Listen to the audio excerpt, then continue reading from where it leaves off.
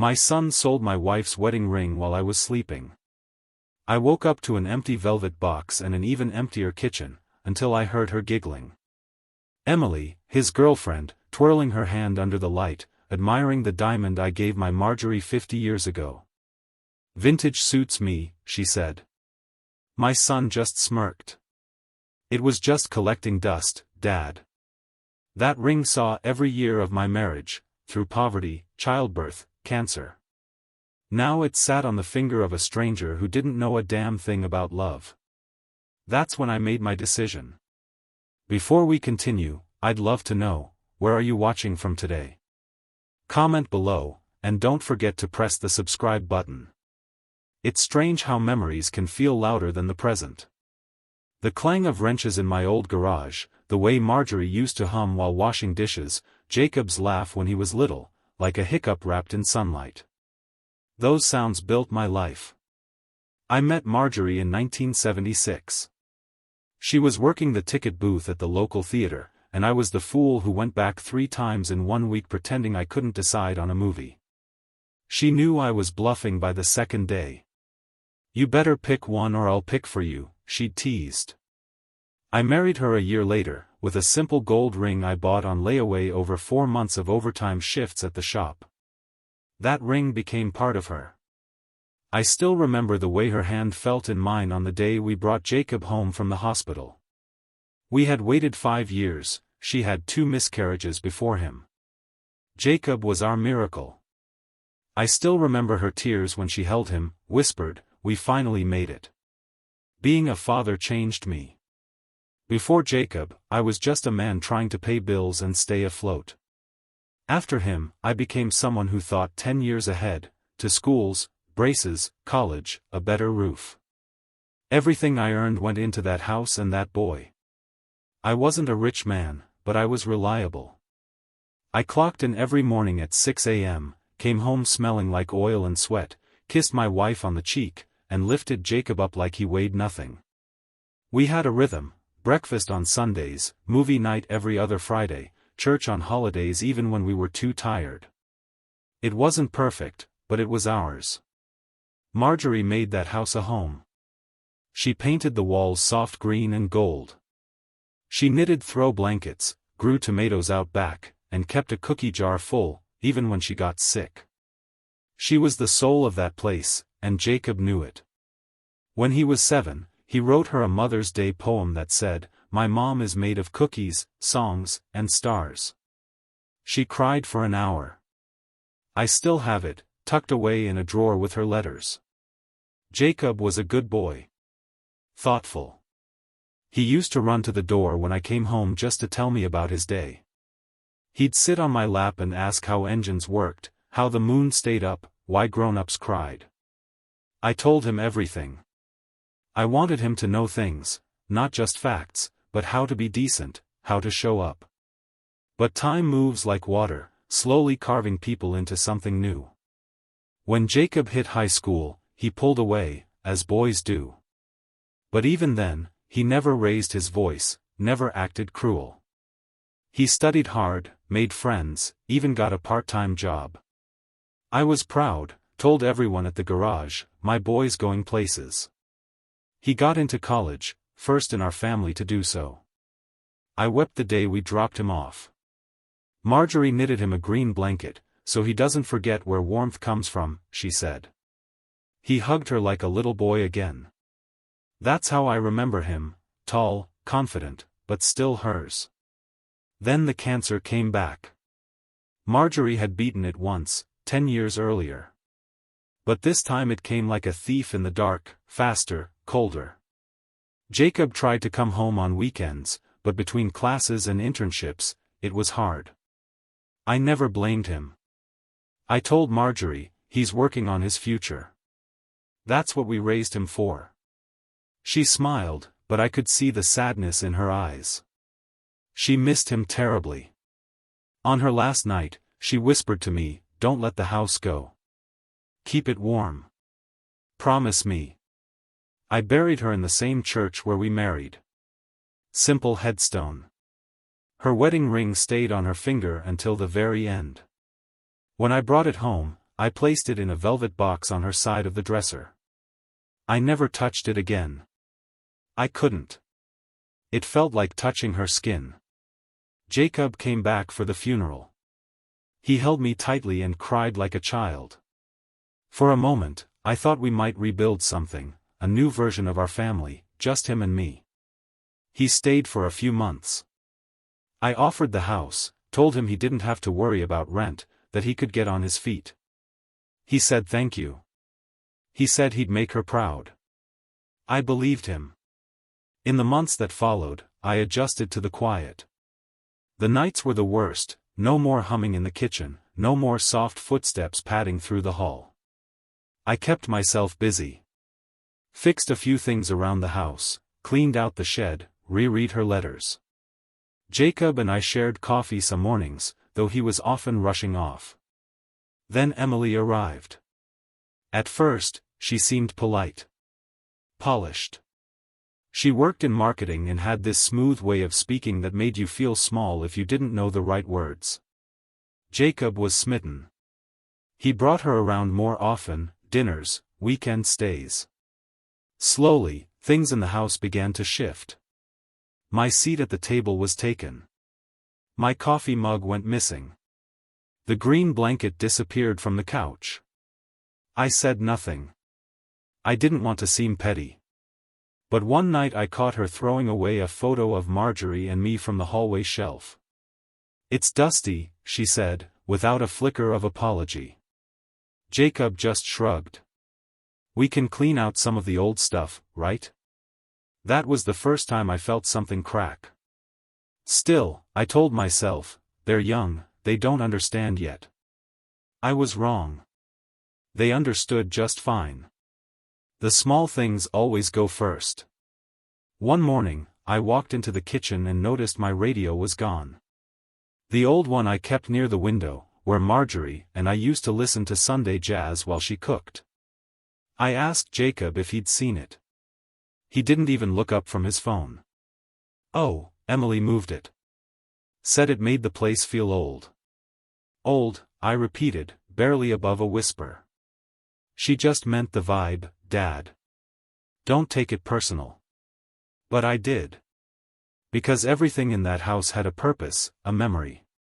The radio was from our 10th anniversary trip to New Orleans. She had picked it out because it matched the curtains. Now it was shoved into a closet like it meant nothing. Emily didn't ask before changing things, she just assumed. First, she moved the living room furniture to open up the space. Then she brought in these sleek, gray-framed photos of city skylines and pushed aside our family pictures to make room. Jacob didn't object. In fact, he helped. I asked about it once. Just once. "I just thought we could modernize a bit," Emily said, like it was hers to do. "This house doesn't need modernizing," I replied, maybe more sharply than I meant. She smiled that tight-lipped smile and said, "I guess we just see things differently." After that, I kept quiet. Jacob had changed too, not in any big, obvious way, but in the way he spoke to me. Shorter sentences. Less eye contact. More irritation, as if every question I asked, where he was going, if he wanted dinner, was some kind of burden. One night I asked if he'd help me fix the back fence. Marjorie always liked it painted white, and it was starting to lean. He said, "Can't you hire someone for that? You've got savings." I blinked. I thought we could do it together. Like we used to. He didn't answer. Just stared at the TV. Emily walked in, sat beside him, and put her legs across his lap. "I don't think we need to worry about the fence," she said. "It's not like we're staying here forever." She caught herself. Looked at me. "I mean, not unless we, make some changes." The room felt smaller. Tighter. They started making bigger decisions without asking. Ordering furniture. Repainting the guest room, Marjorie's sewing room. I walked in one afternoon to find the curtains gone, the walls a stark gray, and her old sewing machine in the garage. I stared at it for a long time. The needle still threaded from her last project, a baby quilt she never finished.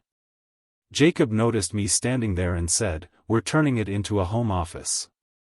I nodded, though I didn't understand what that meant. He worked remotely, yes, but our home had always worked without needing to be optimized. Emily began referring to the house as our place. At first in little slips, "I'm decorating our hallway," or "we should get a new fridge for our kitchen." Then one day, to a guest, a friend of hers I'd never met, she gave a full tour and said, "This is our home. We're thinking of doing some renovations." Our. Not his father's. Not the house built by two hands and a marriage. I began to feel like I was in the way. It showed in how they treated me, not cruelly, not overtly, but with a kind of cold courtesy. Like I was a tenant on borrowed time. They stopped inviting me to dinners. Closed the door when they watched movies. Even the dog, my old retriever, Max, started sleeping outside their door instead of mine. They had taken everything but the walls, and I knew they were eyeing those too. One afternoon I overheard Jacob on the phone. "No, it's a great space," he said. "We're thinking open concept, maybe knock down the wall to the kitchen." He paused. "Yeah, well, Dad's still here, but he's old. He'll probably want to downsize soon." My hands went numb. I didn't say anything. I just sat on the edge of my bed, staring at the cracks in the ceiling. I began noticing how they handled my things. Carelessly. My tools were moved from their place in the shed. My books were boxed up and stacked in the hallway. They never asked. Never even told me. As if I were slowly being erased, piece by piece. One evening, Emily laughed at a story Jacob told, something from his college days. I tried to join in, adding a memory from when he was 10 and spilled a whole bag of sugar down the stairs pretending it was snow. Jacob rolled his eyes. "God, Dad, that was like 100 years ago." Emily giggled. "It's sweet, though. Like, vintage sweet." Vintage. That word again. I left the room. That night, I walked through the house in silence. Room by room. I touched the walls. Opened drawers. Looked at photos of Marjorie that had been pushed behind decorative candles and minimalist vases. I picked up the old radio from the closet and turned it on, just to hear it. It crackled before finding a jazz station. The same one we used to listen to on Sunday mornings. I stood there, letting the sound fill the space, and I realized something. They weren't just living here. They were taking it. Bit by bit. And I was letting them. It was a Wednesday afternoon when I found the drawer open. Marjorie's drawer. She kept it neat always, hand cream, her favorite perfume bottle, a few letters she never mailed. And the velvet box. I had never touched it since she passed. Couldn't bear to. It was her resting place in this house. A quiet, sacred corner. So when I saw the drawer hanging open, a strand of her old scarf caught in the corner, I knew something was wrong before I even looked inside. The box was still there, but light. I opened it slowly. Empty. My heart didn't drop. It vanished. Dissolved into the cold floor under my feet. I called for Jacob. He was in the kitchen, chopping onions like it was any other evening. "Where's your mother's ring?" He didn't even flinch. Just wiped his hands on a towel and said, "Oh." Emily took it. I stared at him. "Took it?" I asked. He shrugged. "Yeah." She liked the look. Said it matched her style. "She took it?" "I mean, we agreed she could use it. It was just sitting there, Dad. You weren't doing anything with it." My legs gave out. I sat at the kitchen table like I'd been hit in the chest. "That ring was your mother's. It was on her hand when she died. It's not for anyone to use. Jacob sighed, the way a bored child does when a parent nags too long. Look, I knew you'd overreact, which is why I didn't tell you. Emily loves it, okay? She's been through a lot with me. She deserves something meaningful. My voice cracked. And your mother didn't? He didn't answer. He just turned back to the cutting board like I hadn't spoken. I stood. My hands were shaking so badly, I had to grip the chair to stay upright. You gave away her wedding ring, I whispered. You gave away her wedding ring. Emily walked in then, holding her phone. She was smiling at something on the screen, but paused when she saw me. Oh. Did Jacob tell you? Don't worry, we're keeping it in the family. I looked at her, this stranger in my wife's house, wearing my wife's ring, and I felt something deep and sharp pull away from me. Like the last tether to Marjorie had been snapped by careless fingers. You had no right, I said, barely able to breathe. Emily blinked. Then, without a hint of remorse, said, she's not using it anymore. Jacob let out a short breath, not quite a laugh, but close enough. I left the room before I did something I'd regret. I walked outside, past the garden Marjorie once loved, now overrun with weeds. Past the porch swing she sat on every evening. I sat in the shed, among my tools, in the quiet, and just stared at nothing. That night, I didn't speak to either of them. I slept in the garage. Not out of pride, but because I couldn't bear to walk down the hallway and see her pictures gone, her memories boxed up, her ring parading around on someone else's finger. The next morning, Emily came out as if nothing had happened. She poured herself coffee, turned on the sleek Bluetooth speaker, and started browsing her phone. I think we should repaint the exterior, she said to Jacob, loud enough for me to hear. That beige is depressing. I watched Jacob nod. She wants to feel like this is really her place, he told me later. And honestly, it kind of is. We've been living here over a year. I said nothing. There was nothing left to say. That Sunday, we had family over. My cousin George and his wife. Some distant relatives I hadn't seen in years. They came for lunch. Emily wanted to host something elegant. She made avocado salad and something with goat cheese. No one asked where the old family recipes went. During the meal, someone asked about the ring. Emily proudly held out her hand. Oh yes, vintage family heirloom, she said with a coy smile. Jacob's mother wore it. Everyone oohed and awed. No one looked at me. I wanted to scream. To flip the table. To tell them that the ring had been stolen, desecrated, ripped from a grave. But I sat still. Stiff as a statue. Because the humiliation wasn't just in the theft, it was in the silence that followed. No one asked me.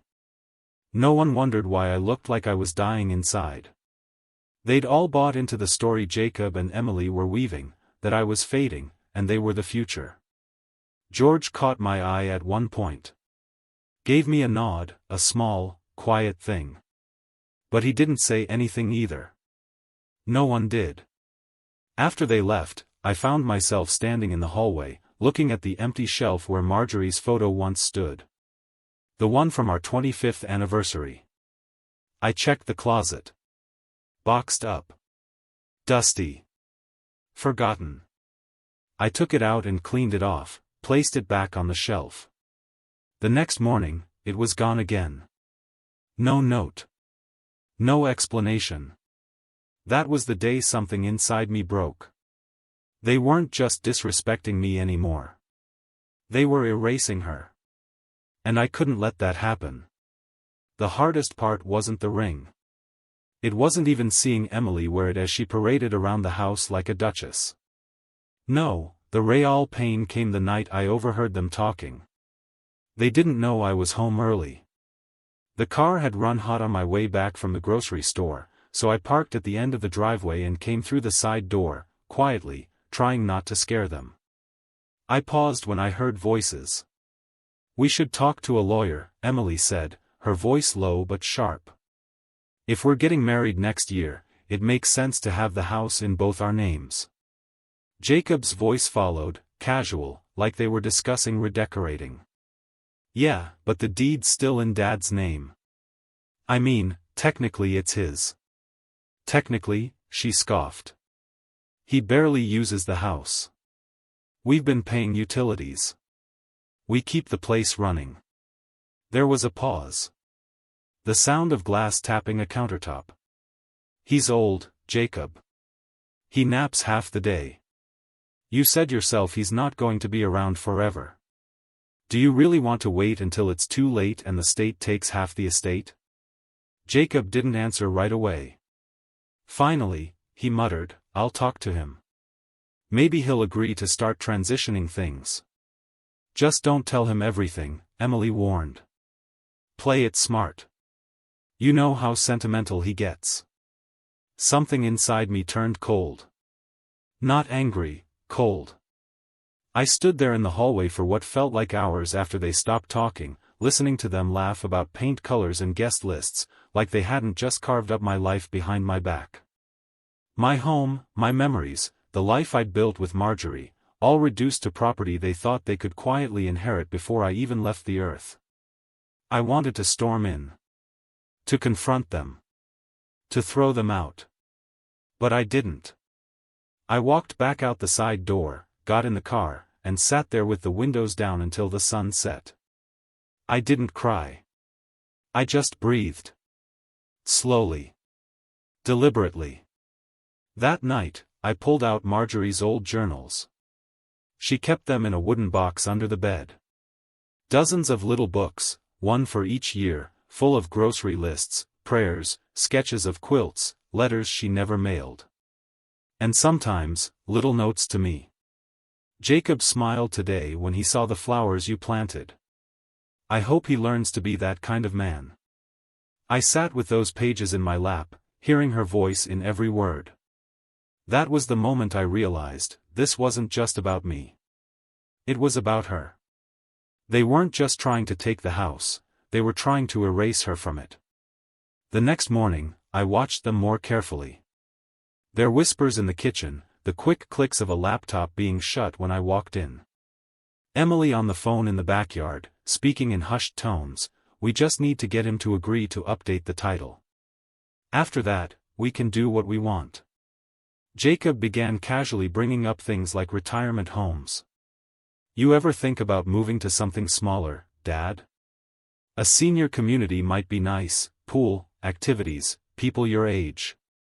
I'd stare at him without blinking. This is my home. He'd laugh nervously. I just meant, options. You know, in case this place gets too much. He thought he was being subtle. But I wasn't the man he remembered from college. I was quieter now, slower maybe, but not stupid. I began to notice all the cracks, documents left open on the desk, Emily's Pinterest boards filled with modern farmhouse remodels, and emails from realtors with subject lines like, ready to list when you are. It was already happening. They weren't waiting for me to die. They were building a life on the assumption that I didn't matter anymore. One night I walked into the kitchen and caught Emily typing on her laptop. She quickly minimized the window. I pretended not to see. Instead, I said, did you know Marjorie used to write letters to Jacob every birthday? Emily blinked, caught off guard. No. Wrote them, sealed them, put them in a box. Never gave them to him. Said he'd appreciate them more when he was older. That's nice? I looked her square in the eye. They're in my room. Unread. Just like this house. She didn't reply. Just stood there blinking as I walked out.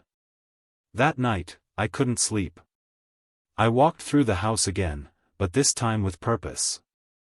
I opened drawers. Counted documents. Checked the deed. I still owned it outright.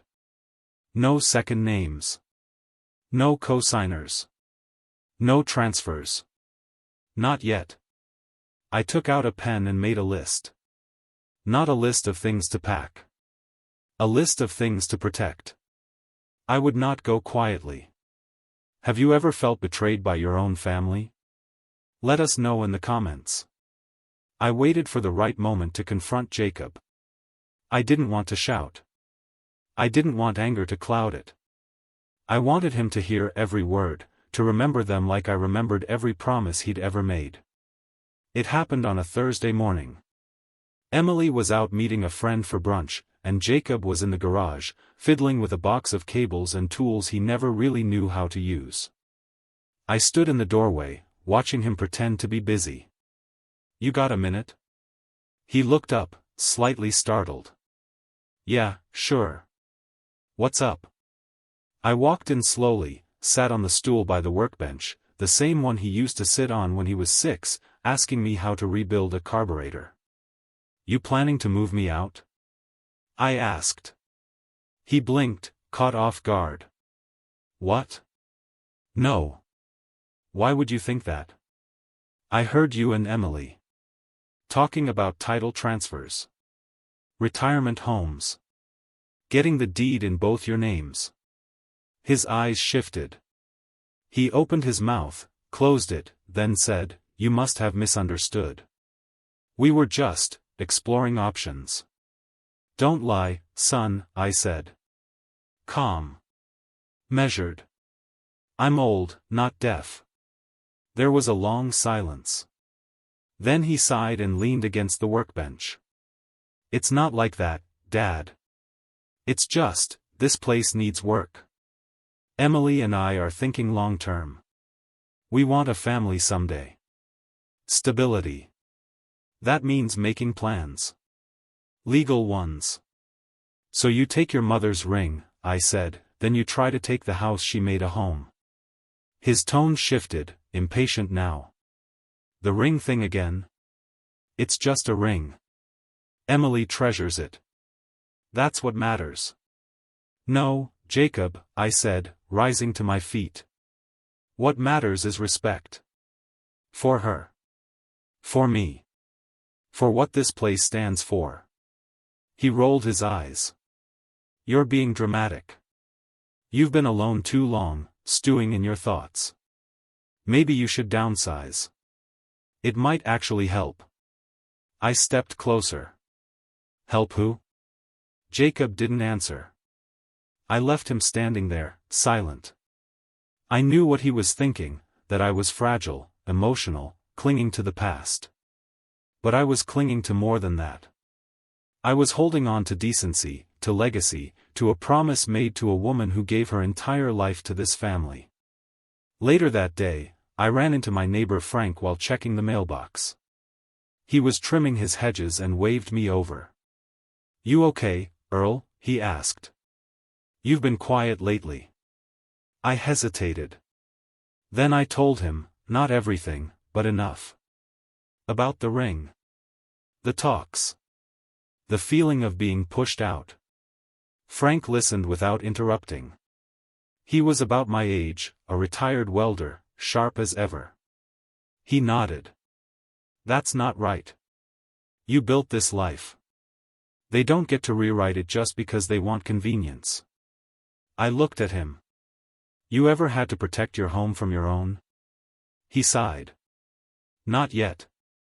But I've seen it. It starts with entitlement. Ends with regret." Before I left, Frank handed me a business card. "My niece is a real estate attorney.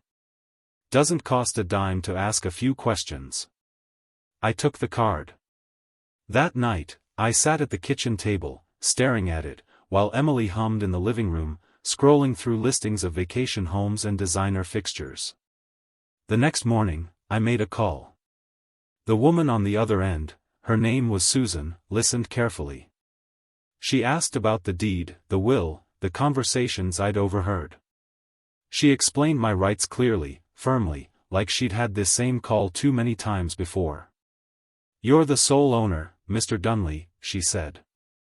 "Unless you sign something willingly, no one can change that. But I'd advise updating your will. And maybe, making your intentions known." Her tone softened. Do you want them to have the house when you're gone? I paused. I thought I did. After we hung up, I sat with that question. Do I want them to have it? The house that Marjorie painted, that echoed with her laughter, that held every version of Jacob, from infant to man? The truth landed like a weight on my chest. No. Not if this is what they do with it. I began watching more closely after that. Emily left documents on the dining table, printouts about estate planning, one titled Elder Transitions. I found a brochure in the trash for a luxury senior community, complete with golf, spa, and shuttle service. She had circled units. Then, Jacob did something that sealed it. He came home with a set of glossy home improvement catalogs and placed them in front of me at dinner. Thought you might want to look. We're thinking of redoing the kitchen, open concept, maybe even knock out the wall to the dining room. What do you think? I stared at the catalogs. Photos of sterile, white spaces with stone counters and exposed beams. Places that looked nothing like our home. I think, I said slowly, you're planning renovations to a house that doesn't belong to you. Emily laughed softly. Well, not yet. I stood up. And in that moment, I didn't feel old. I felt awake. I didn't tell them I was leaving that morning. I just poured my coffee, ate a quiet breakfast at the kitchen table, and watched the sun stretch across the old floorboards Marjorie used to polish every spring. Then I put on my cleanest shirt, folded the note from Susan, the lawyer Frank's niece, into my wallet, and walked out the door. It wasn't dramatic. It wasn't revenge. It was protection.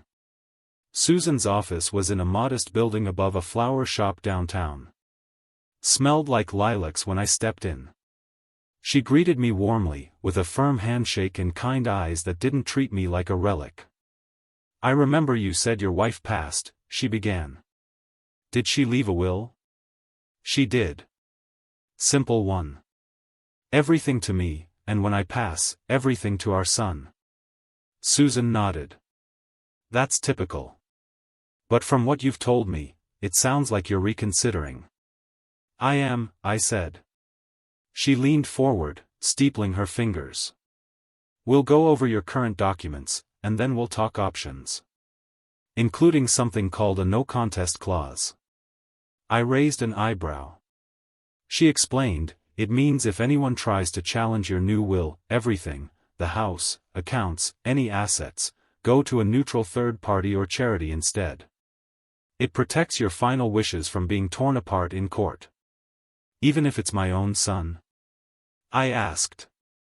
Especially then, she said. We talked for over 2 hours.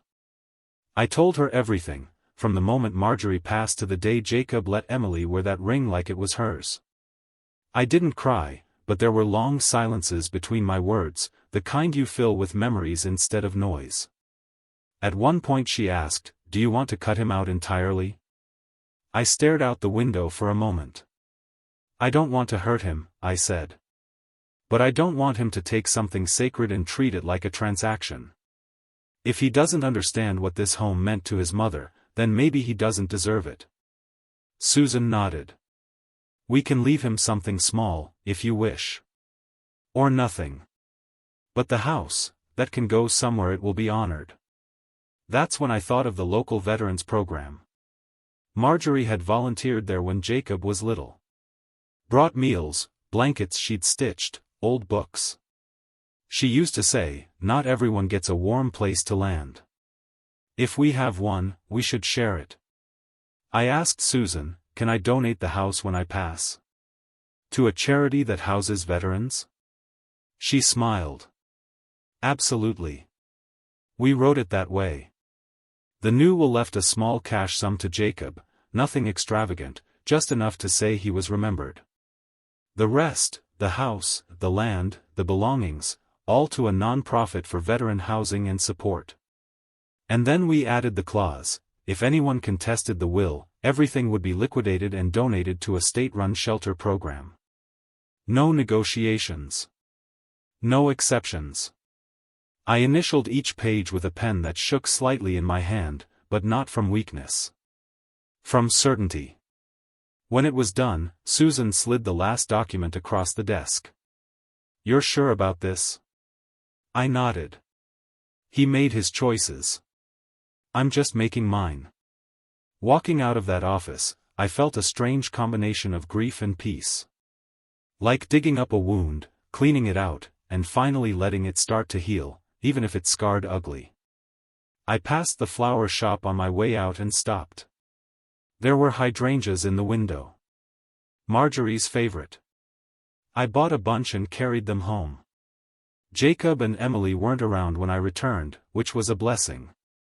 I trimmed the stems, filled the old ceramic vase, the one with the chip in the rim that Marjorie never had the heart to throw out, and placed it on the dining table. Then I walked through the house. I looked at every room. Marjorie's sewing closet. Jacob's old bedroom. The hallway where he took his first steps. The living room where we danced once, during a blackout, to music playing from a battery-powered radio. Every inch had meaning. And now, it had protection. That evening, Jacob came home, tossed his keys on the counter, and didn't even notice the flowers. "Hey," he said casually. "Emily's thinking we should host an engagement party here. Late summer, maybe September." I didn't respond. He went on, "We'll probably need to rearrange some stuff. Maybe move that hutch, it doesn't really go with the modern vibe." Still, I said nothing. He looked up. "You okay?" "I'm fine," I said. "Just thinking." "About what?" "About how fast people forget who made the walls around them." He frowned. "What's that supposed to mean?" I didn't explain. "Because someday, when the will is read, when the shock settles in, he'll remember this conversation. He'll remember the moment he had a chance to ask, to understand, to listen. And he chose not to." It happened less than a week later. I was pruning the bushes out front, the ones Marjorie had planted the year Jacob turned 10. He used to help her water them with a little red plastic can, always spilling more on himself than the soil. Now they were overgrown, but I kept them trimmed. It felt like tending to memory.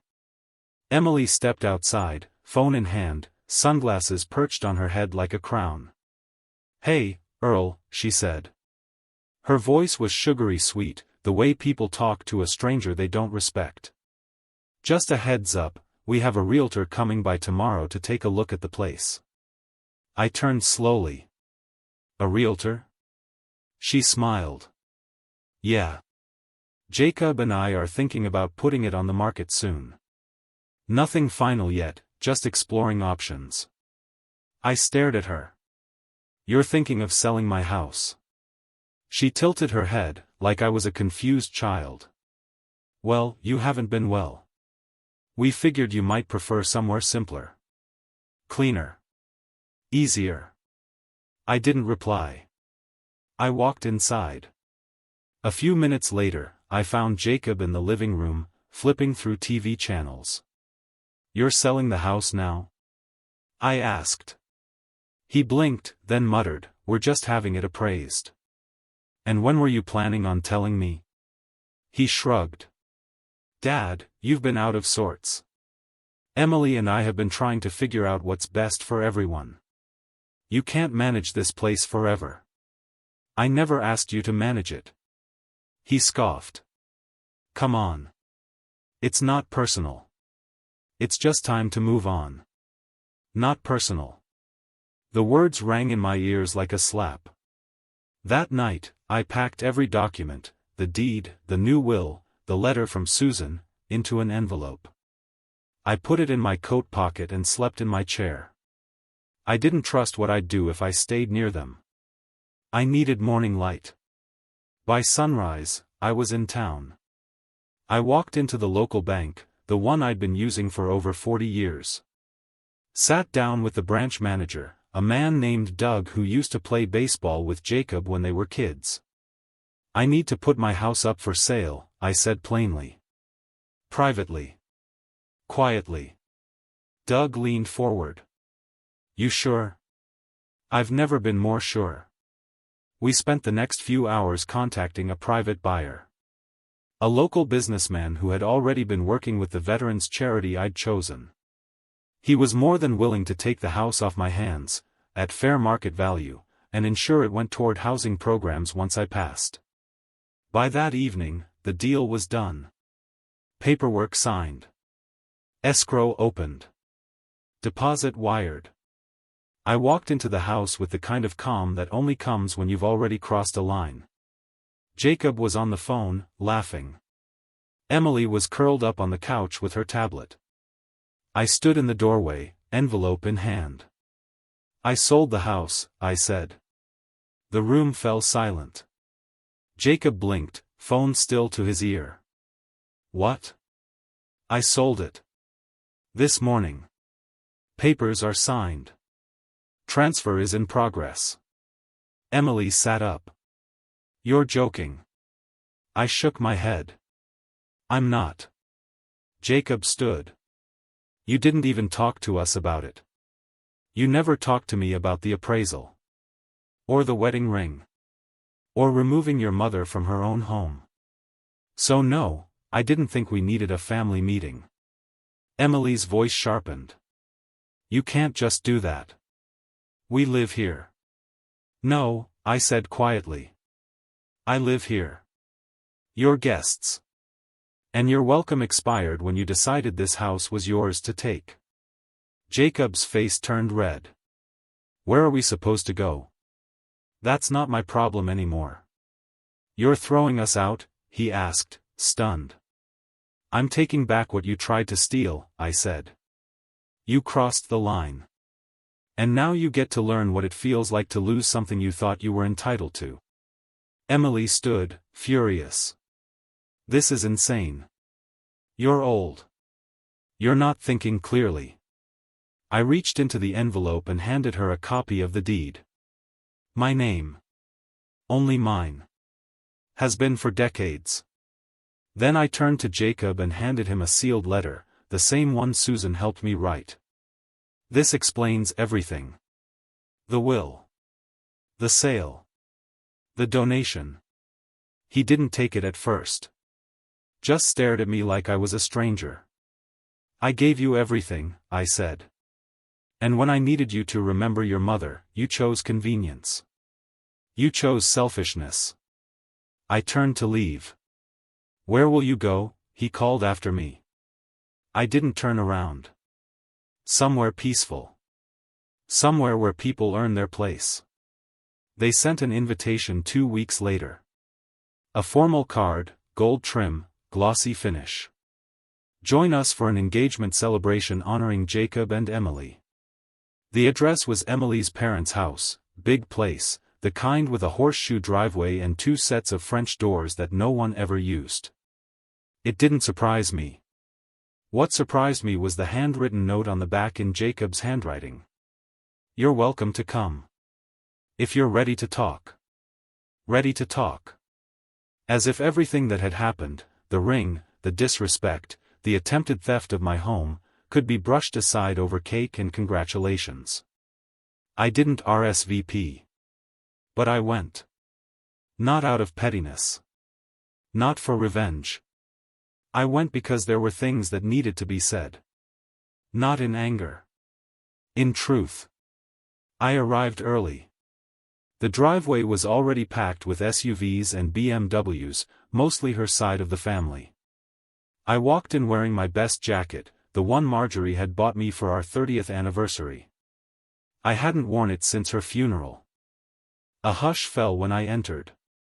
People turned slowly, not out of surprise, but discomfort. I knew the look. I was the elephant in the room. The father who'd sold the house. The one who had gone too far. Emily saw me first. Her smile froze mid-conversation. Then Jacob. He walked over, forced a stiff smile. You came. I did. We weren't sure. You didn't need to be. We stood there for a moment, surrounded by low murmurs and clinking glasses.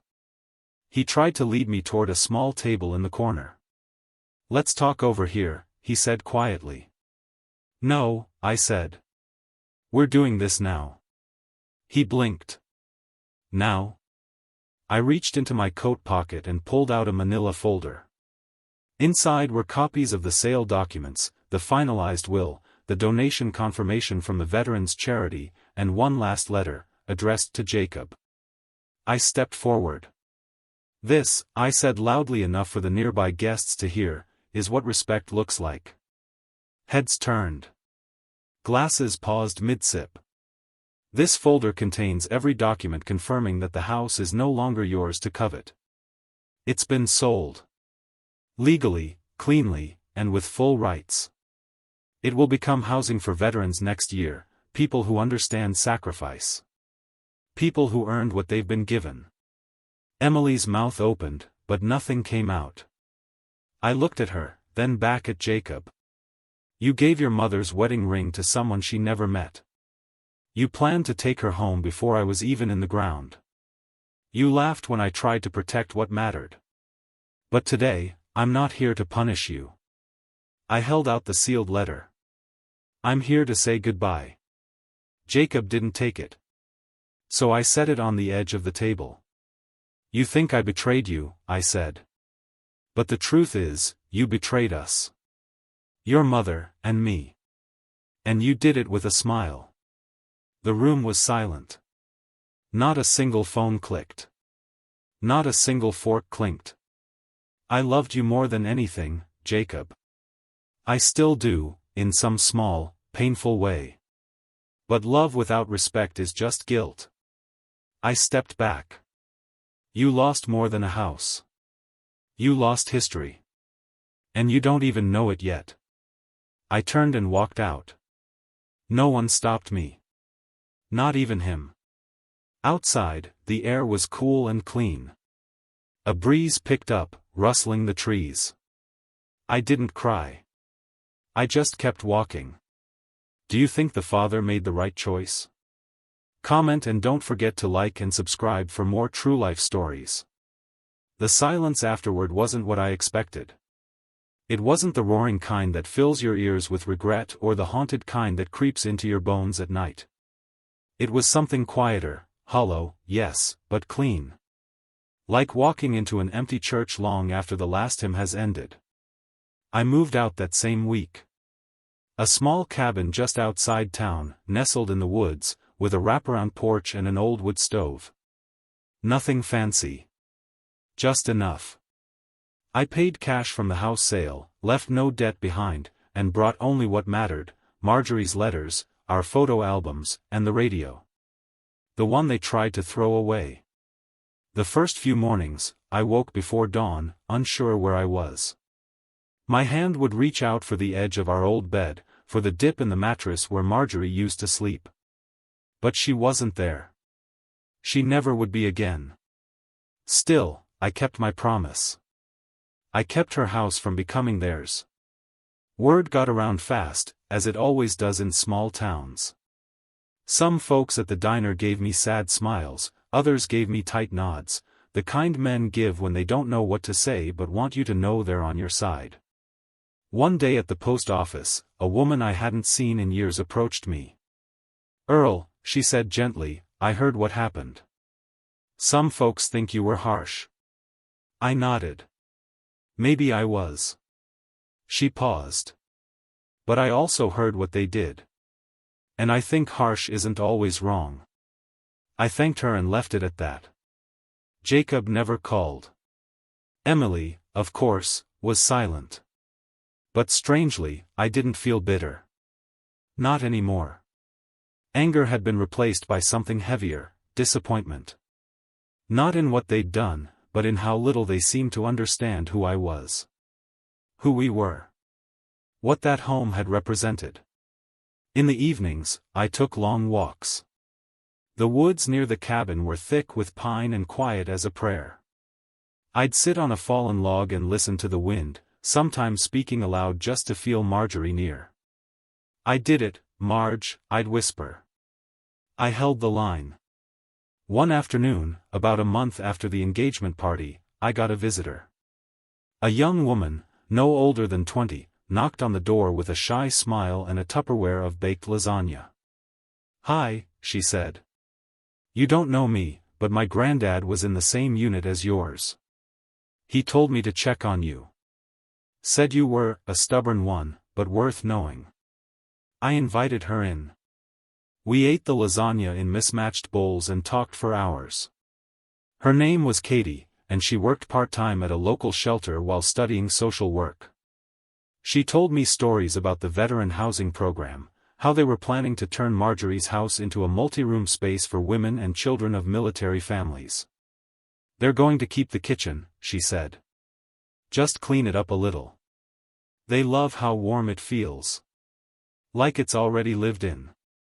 That hit me hard. I pictured Marjorie, apron on, rolling dough at the counter while Jacob colored at the table. "They'll be safe there," I said softly. Katie smiled. "That's the point." She became a regular visitor after that. Stopped by once a week with a pie or casserole, always asking if I needed anything, never pushing too hard. I found myself looking forward to her knocks. They echoed differently than Jacob's ever had. I started writing again. Not letters, but memories. Pages and pages of things I didn't want forgotten, how Marjorie laughed, the way Jacob used to climb trees and get stuck, how the sun hit the kitchen floor just right in the winter. I wrote for me. But I also wrote for whoever might live in that house next. One afternoon, while I was sweeping the porch, Frank came by. "Place looks good," he said, nodding at the freshly painted railing. I offered him a glass of lemonade, and we sat together in the quiet. "You miss it?" he asked. "The house?" He nodded. I thought for a moment. "I miss her in it." Frank didn't say much. Just sipped his drink and stared into the trees. Before he left, he clapped a hand on my shoulder. "You did right, Earl. You did what most folks are too scared to do. You stood up." I watched him walk down the gravel path, and for the first time in a long time, I felt something close to peace. Not joy. Not closure. But peace. And that was enough for now. The idea didn't come all at once. It started as a feeling, something soft but persistent, like a knock that never stopped. Every time Katie visited, every time I passed that blank page in my notebook, every time I saw the empty seat across from me at dinner, I felt it. A need. Not for company, not exactly. But for use. Purpose. Marjorie used to say, "A man without a purpose is just a chair in the corner, solid, but forgotten." I'd laughed at the time. Now I understood it too well. One afternoon, Katie brought a young man with her. His name was Darren, quiet, polite, maybe 25. A vet from the Navy. He'd been staying at a shelter since his discharge. PTSD, trouble holding a job, no family to lean on. "We were in the neighborhood," she said. "Hope that's okay." "Of course," I said. "Come in." We sat on the porch. I made coffee. Darren barely spoke, but when he saw my tool rack, his eyes lit up. "You work on cars?" he asked. "Used to. Still tinker, here and there. I studied mechanics for a bit in the service. Never finished." I looked at him, saw something familiar in his posture, a kind of lost sturdiness. Like someone who'd once stood tall but had been bent by life's weather. "Ever rebuilt a carburetor?" I asked. His face lit up. "No. But I always wanted to." So we did. Right there, in my little shed out back. Took us 3 afternoons, a lot of coffee, and more grease than I'd seen in years. But we got it running. The sound of that engine, even just on a test stand, stirred something deep in me. That night, after they left, I sat at my desk and wrote on the top of a fresh page, "What if this place isn't just for me?" The next day, I called the director of the veteran housing charity that was taking over Marjorie's house. "I want to help," I said. She was surprised. "With the house?" "No," I said. "With the people in it." Over the next week, I worked out a plan. I offered to run small classes out of my cabin's shed, beginner mechanics, tool safety, basic home repairs. Nothing fancy. Just real skills. The kind you can carry in your hands when the world stops giving you a paycheck. She loved the idea. So did the board. We scheduled the first session for the following Tuesday. I started preparing like a man half my age. Cleaned the shed, laid out tools, labeled drawers. I even made a little whiteboard out of a repurposed cabinet door. Wrote on it in thick marker, "Show up. Learn. Fix. Repeat." Katie helped me hang it. "I like it," she said. "Simple. Like you." I chuckled. "You calling me simple?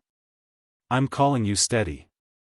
That night, I pulled out one of Marjorie's old sweaters. Hung it on the back of the shed door. She would have loved this. The hands-on messiness of it. The quiet purpose. The class started with just 3 students, Darren, a single mom named Lacey who wanted to fix her own car, and a wiry kid named Miguel who barely spoke but listened to every word.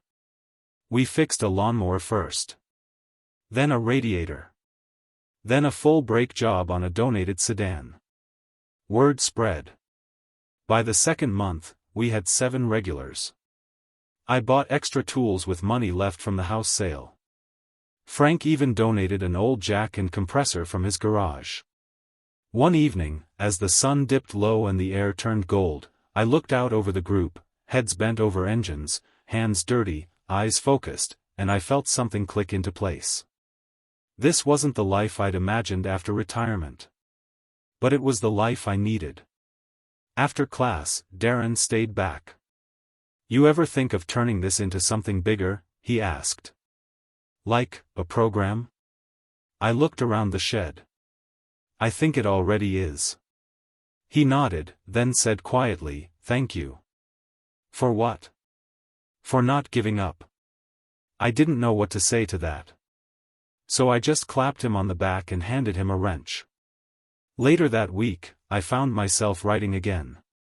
Not just memories. Plans. Ideas. A way to turn my land into something lasting, a second shed, maybe. A small classroom. A mentorship circle. Purpose, like Marjorie always said, was a muscle. You had to use it, or you lost it. It didn't take long before the shed wasn't enough. Word kept spreading, through the shelter, the food bank, even the local church bulletin. They started calling it Earl's Garage, even though it was barely more than a converted toolshed and a gravel driveway. Still, they came, young men, single mothers, older vets trying to find their footing. All of them looking for something steady to hold on to. So I gave them what I could. It wasn't just about engines anymore. We fixed chairs. Bicycles. A toaster that had belonged to someone's grandmother. We replaced pipes in old sinks and built ramps for wheelchairs. There was always something to do.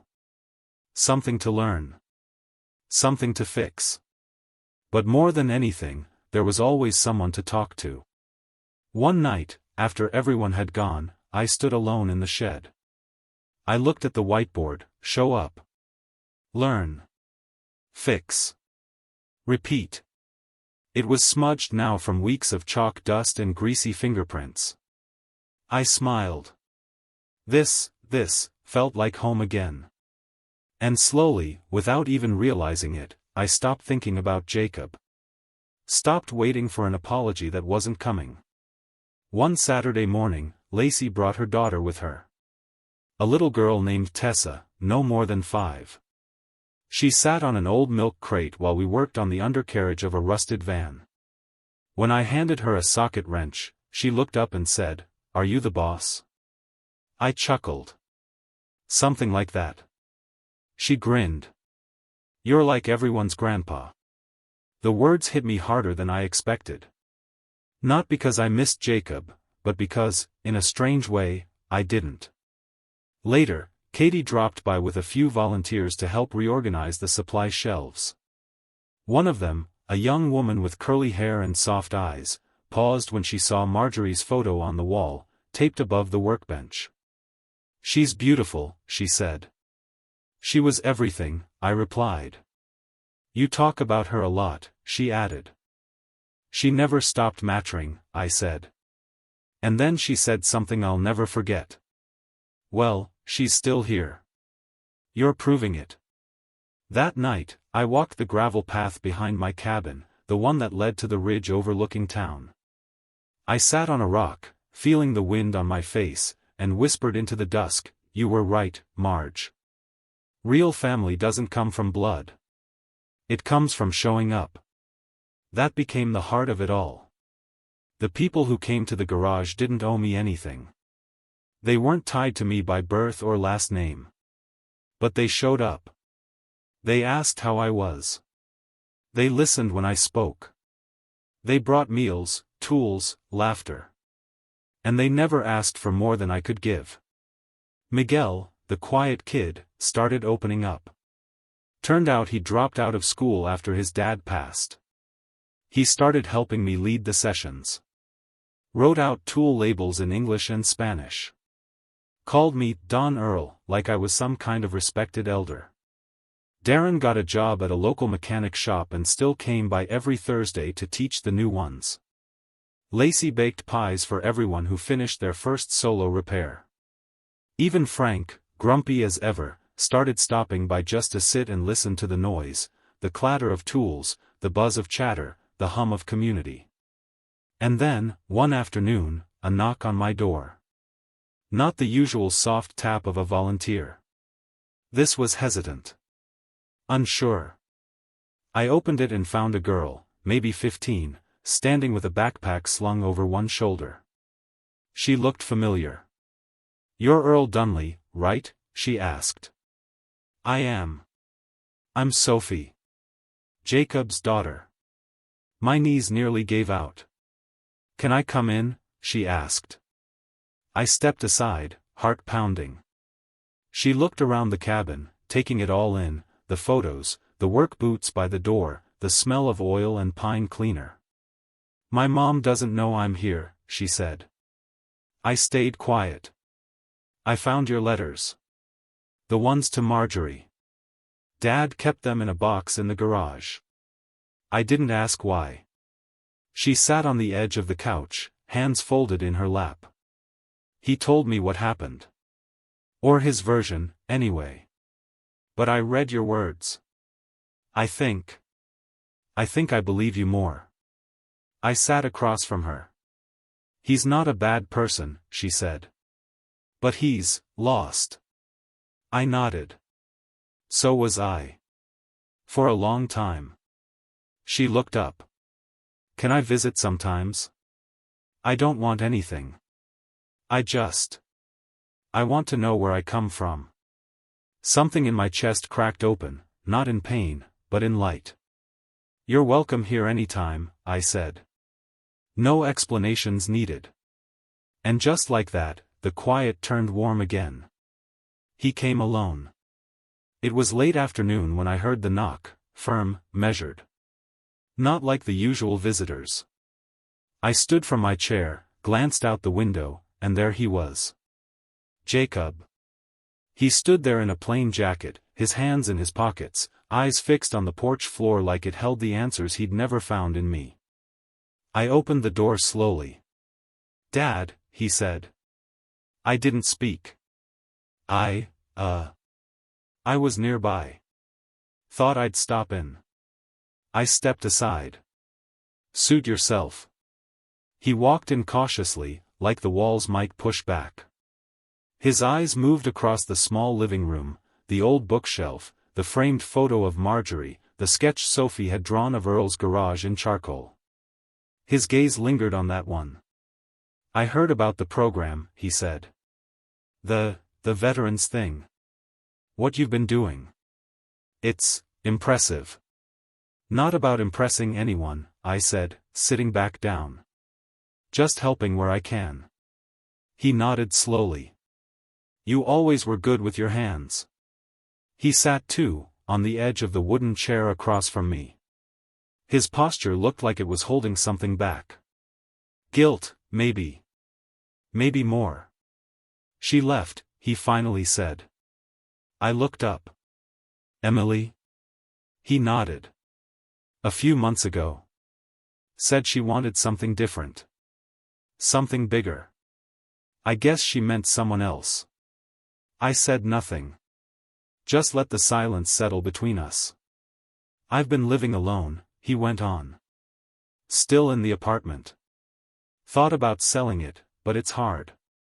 Everything in it reminds me of everything else. I waited. He sighed, long and deep. I found the letter you gave me. I didn't read it at first. I was angry. Embarrassed. I thought I knew better than you. I thought. I don't know what I thought. He looked up. I'm sorry, Dad. The words didn't hit me like I thought they would. They didn't heal anything. But they didn't bounce off, either. You sold her ring, I said quietly. His eyes dropped. I know. You planned to sell her house while I still breathed under its roof. I know, he said again. And I hate that I did. I stood slowly, walked over to the mantel. Picked up the old photo, Marjorie and Jacob, when he was 4, his arms around her neck, both of them smiling like nothing could ever go wrong. I look at this picture every day, I said. And every day, I wonder how that boy, that sweet, thoughtful little boy, grew up into a man who forgot her. He swallowed hard. I didn't forget her, he said. I forgot how to honor her. I turned, studying him now, older, more tired, the arrogance stripped away, replaced by something raw. You can visit the house, I said. The veteran's home. You can volunteer, help in the kitchen, talk to the men and women living there. If you want to honor her, that's how. He nodded. I'd like that. Silence again. Then he asked, voice barely above a whisper, did you ever stop loving me? I sat down across from him. No, I said. But I stopped trusting you. And I stopped believing you knew what family meant. He blinked fast, but no tears came. Just a quiet shame that sat between us like a third person. I don't expect forgiveness, he said. Good, I replied. Because forgiveness isn't what you need. What you need is to do better. Every day. For the rest of your life. He nodded slowly. We sat like that a while, no more words, just the kind of silence that doesn't need to be filled. Eventually, he stood. Tell Sophie I said hi, he murmured. I think she'd like to hear that from you herself. He hesitated, then walked to the door. Just before stepping out, he turned back. You were right about her, he said. Mom. She was the best of us. She still is, I said. And with that, he left. No hug. No dramatic goodbye. Just a door gently closing. But this time, it didn't sound like an ending. It sounded like the first honest knock in years. Would you have forgiven your son? Let us know in the comments. The house was full again. Not in the way it had been when Jacob was little, not with toy cars on the floor or Marjorie's humming in the kitchen, but with something just as warm, just as alive. Laughter spilled through the windows. A child ran past the porch with a paper crown on her head. In the backyard, a group of volunteers was planting sunflowers in freshly dug soil. The old oak tree still stood tall beside the shed, just as it had the day I buried Marjorie's wedding band in a small wooden box beneath its roots. Today was the grand opening. After nearly a year of renovations, painting, rewiring, and sweat, the house Marjorie and I built was now a transitional home for female veterans and their children. 5 bedrooms. 2 shared kitchens. A living room with mismatched couches, donated books, and photos of families who'd once worn uniforms and now just needed peace. I stood by the front gate, wearing my cleanest shirt, greeting people as they arrived. Some I recognized from the garage. Others I'd never met. But each one stepped through that doorway with the same look in their eyes, hope. Katie approached, clipboard in hand, walkie-talkie clipped to her belt like she was running a small country. "You ready to cut the ribbon?" she asked, grinning. "As I'll ever be." We walked up to the porch, where a red ribbon stretched between 2 posts. A small crowd gathered, volunteers, neighbors, board members, and the women who now called this place home. I took the scissors, hands steady. "This house," I began, "was built by 2 people who believed in warmth. My wife, Marjorie, painted these walls. She cooked in this kitchen. She laughed in these rooms. And when she died, she asked me to keep it warm." I paused, voice thick with memory. For a while, I failed. I let grief make the house quiet. I let others treat it like a prize instead of a promise. But today, I'm keeping that promise. I looked out at the women on the porch, strong, tired, determined. "This is yours now. This is ours." I cut the ribbon. Applause erupted. Someone rang a small bell. Kids ran inside with squeals of delight. And just like that, the house was reborn. Later, I walked through the rooms. In what used to be Jacob's old bedroom, 2 bunk beds were already made with floral sheets. A mural of stars and constellations had been painted across the ceiling by a local artist. The sewing room Marjorie once used was now a shared study space, complete with donated laptops and a corkboard pinned with job postings. In the kitchen, Lacey, now one of the program's coordinators, was organizing a potluck schedule. "You sure you don't want to live here, Earl?" she teased. "You'd be the only man allowed."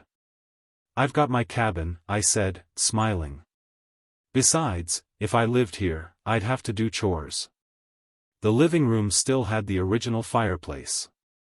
Above it, where our old wedding photo once hung, now stood a framed quote Marjorie used to keep on a notecard taped to the fridge: "You don't need to be blood to be family. You just need to show up." I stood there for a long time, staring at that quote, remembering the day I first saw her scribble it down. Jacob had just brought home a friend from school who didn't have a place to sleep that weekend. Marjorie didn't ask questions. She just made up the couch and baked an extra pie. That's who she was. That's who this house now reflected. As the sun dipped low, Sophie arrived. She was helping Katie with the event, handing out flyers, giving tours. She wore her hair the way Marjorie used to as a girl, tucked behind both ears, a pencil stuck in her bun like a flag of creativity. She walked up beside me, quietly. "It's beautiful," she said. "Your grandmother would have been proud."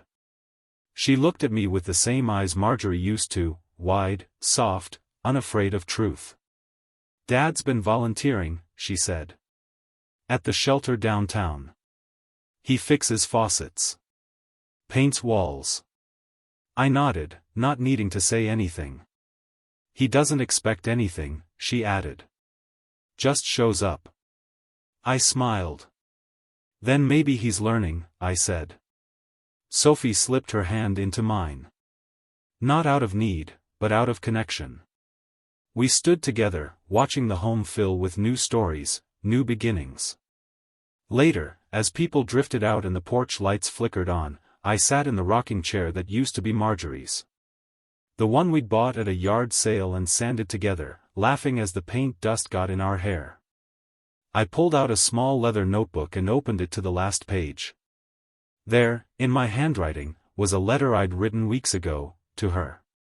"Marjorie. The ring is gone. But the house is alive. They tried to take it from me.